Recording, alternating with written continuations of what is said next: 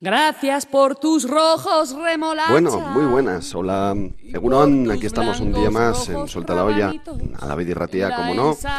Un día más que no es un día cualquiera. Estamos hoy a 22 de abril, día de Amalurra. Y en este día tan especial, pues vamos a empezar con una canción muy especial para todas y todos vosotros. Unaik, ez zuen inoiz pentsatuko, gaur bezalako egun batez, orain dela urtebete eskaz, bere bizitza hainbeste aldatuko zenik. Despeditutago! La Cavernan bere bizitza zena, orain kolorez eta zaporez betetako espazio ireki bat da. Begira dauden ahoentzat eta irribarrez dauden begientzat. Unai, amonaren konplizea, euskal pastel zoragarri bat prestatzen ari zaio. Pastel horrekin, berak eta kooperatibako lankideek sorpresa bat emango diote Blankari bere urteguneko festan. Gracias por tu música, por tus manos templadas, por el rojo y negro, por Gardel, Silvio y por Jara, por Mercedes Sosa y su luna, Ana Clara y luna para mi cuna echadita en mi alma. Gracias por tu música, por tus manos templadas. Ikusi makusi, oraingoan ez du asmatuko. Errege amorratuaren garaian, bazen herrizkan neskato bat, herriko neska ederrena.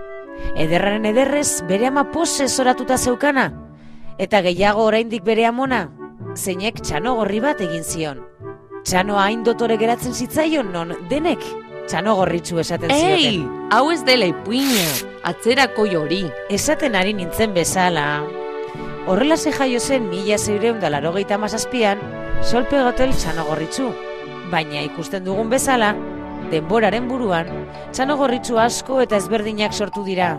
Txano gorritxu lotxagabeak, txano gorritxu desobedienteak, aldartetsuak, alaiak eta adoretsuak, txano gorritxuak Manhattanen eta txano gorritxuak Gasteizen.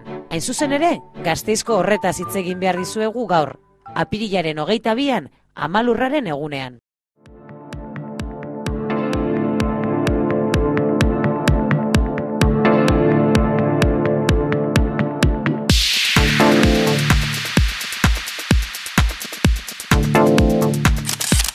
Ikusten duzuenez, honek ez dara matxano gorririk, ez dago modan. Nahiago du modelotxo saldatzea, gogoratzen zaion bakoitzean. Eta arantzano gorritxu oso burutsua da. Txoratuta dago moda kontuekin. Izugarri maite du dendetan ibiltzea. Usaingozo dendetan, krematxo dendetan, oinetako dendetan, eta nola ez, arropa dendetan ere bai. Zinema ere maite du, eta kalerik kale ibiltzen da, autoan. Balda inoretzean, ama, hor zaude? Banago bai, baina jada banoa.